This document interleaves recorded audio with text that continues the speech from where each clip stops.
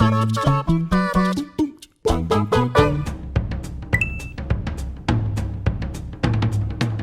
everyone, Jules here, the perennial egg, and when it comes down to trying to figure out what my game of the year is, it's actually quite tough because there's been some really good releases. I mean, we've had Squadrons, the Star Wars game, was a surprise hit. It was really, really good. We've obviously had XCOM Chimera that I really enjoyed, despite it being a buddy cop movie and quite annoying to a lot of long-term fans of XCOM.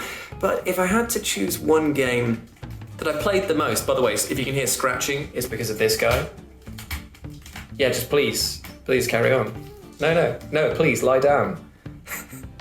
His game of the year is definitely Fall Guys, because you're a big mess, aren't you, mate?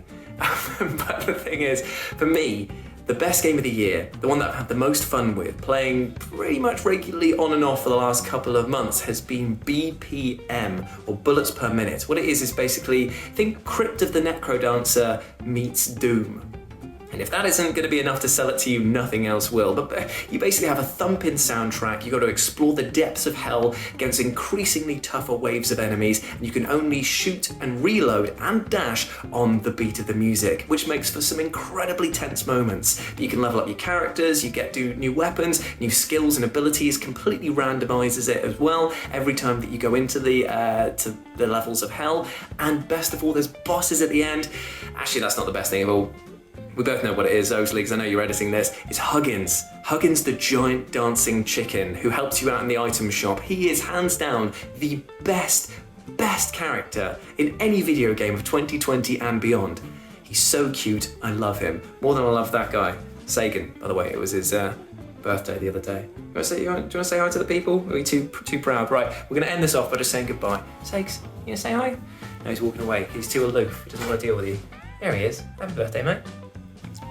Hey. It actually feels pretty weird to talk about 2020 in terms of like accomplishments when this year has been far more about like perseverance. But anyway, persevere we did, and part of the reason for that was because some of the games that came out this year were so good. Like The Last of Us 2 is the best game of 2020. Like what that achieves, what that accomplishes, what it does to you as a narrative, what it does to you as an experience, I don't think anyone else has ever done. That's the best game of 2020. Probably the most fun game of 2020 was the Final Fantasy VII remake. I've never been as relieved and as enraptured, word of the day toilet paper paying off, as when I played that game. But it's not about what's the best, or it's not about what's the most fun. It's about what is the game of 2020. Like when we all look back on this absolute disaster that was a calendar year, what game will we remember most? And I think, honestly, I think it's Among Us, because what was 2020 if not you and your nearest and dearest being trapped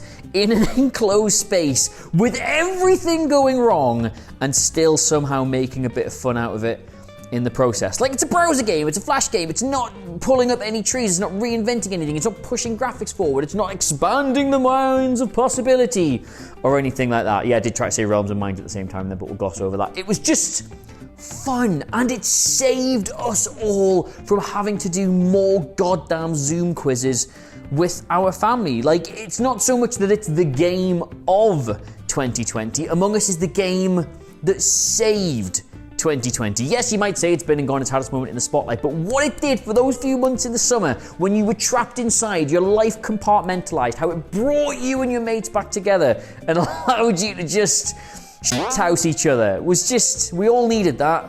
We needed that so badly. We will never be able to repay the debt we owe to both the NHS in this country or indeed to the developers of that game. I have spoken. So the best video game of 2020 for me is a toss-up between Half-Life Alyx and Doom Eternal. It's a position I've been in for basically the entire year since both of those games came out 3 days apart from each other back in March. Doom Eternal was everything I wanted it to be and more. The campaign was just this big, stupid, explosive experience that I just absolutely adored from beginning to end, and I've actually played it through 4 times since it came out in March, and for a single-player game, I don't think I've ever done that. Still yet to finish the Ancient Gods. That is really quite hard, and it's going to be my main plan over the Christmas holidays, that and Cyberpunk. As for Half-Life Alyx, What can I say? I'm a Half-Life fan, and it's been 12, 13 years since the last Half-Life game, and as someone who is getting into VR towards the end of last year, this was the perfect flagship title to sort of really solidify VR as a proper gaming platform for me. And Half-Life Alyx is basically immaculate. Seriously, I think this thing got snubbed like hell at the Game Awards. This thing should be up for Game of the Year, and if it doesn't win Best VR Game, we're literally living in a crazy world. I mean, we are already, but like even more so if Alyx doesn't win Best VR Game. Everything about Half-Life Alyx is so pristine, everything is so meticulously thought over and incorporated, and 13 years between games is a long time, and usually when there's a wait that long, the return of a game doesn't go well, but Half-Life Alyx is literally, it's perfect, honestly. I really hope that they release it on PSVR for the PS5, because I really think the PS5 is a capable system of running Alyx, because the PC specs for it weren't ridiculous. And I want the ability for more people to get their hands inside Alyx. No, not inside Alyx, that's not the right way to put it, but just get more people in that zone inside VR to play this incredible experience. I think more people will really appreciate just how incredible this game is. So Doom Eternal, Half-Life Alyx are my two picks for the best games of this year. If you ever get the chance to play Alyx, even if you have to borrow a mate's headset or a PC, do it. You will not regret it.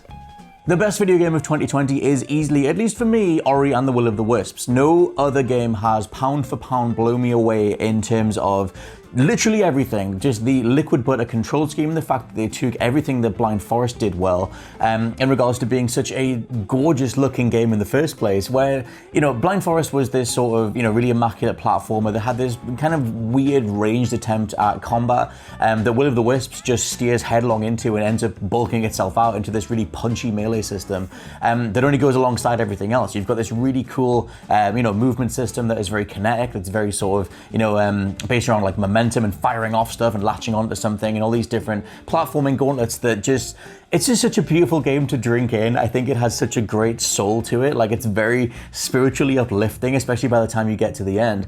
And it's not just that its thematics are brilliant, and it's not just that developer Moon Studios know exactly what they're doing, in sort of paying homage to all these other, old school platforming properties. Like, at the very beginning, it's very Super Mario World. You're kind of riding your little owl in a way that sort of pays tribute to Mario riding Yoshi, for example.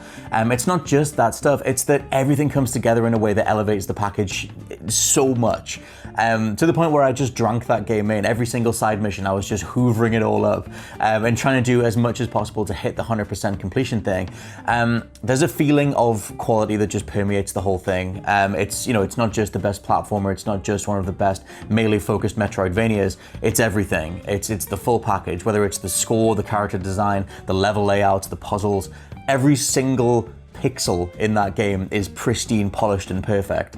And I just loved it. I literally love it. I love it so much that I finished it and immediately restarted it, just to sort of just go do it again. And even on the Series X, if you play, or the Series S even, if you play it on the current next-gen consoles, the current new systems, you can play it in super sampled 6K, which just makes it look even better, as if that was possible. So yeah, if you've been sleeping on Ori as a franchise, I would recommend Blind Forest, but Will of the Wisps is where things go complete next level, and that game should be held up as one of the absolute true greats, the best game in of the Xbox generation, the current generation, and one of the finest games of all time.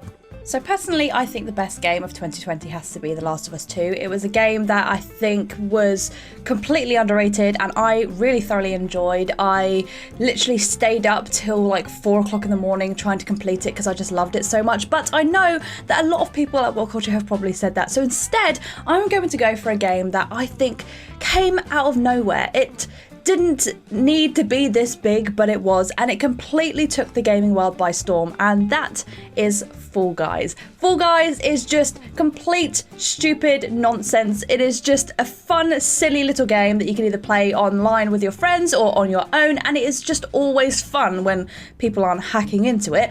But it is still just such a good game. I still play it. I play it at least once every day because it's just a game that you can just sit down, have a play on and, you know, just pass the time for an hour. You know, it's just a fun game. I've never not really enjoyed myself on Fall Guys, and the fact that it just kind of became this huge thing and just kind of completely overtook the gaming world out of nowhere. I don't think anyone saw this game being that big. Even the creators of this game, I don't think they thought this game was going to be so big and so successful, and it was. It still is. And it's incredible. I just think that considering just how small of a game I think it was supposed to be and how big it has become, I think that warrants it being, you know, one of the best games of 2020. They did a really great job. It's a fun game to play. It's still fun to play. And yeah, kudos to you guys over at Fall Guys because, yeah, you did it. I don't know how, but you did it. You did a thing and it's great and I love it. So, well done.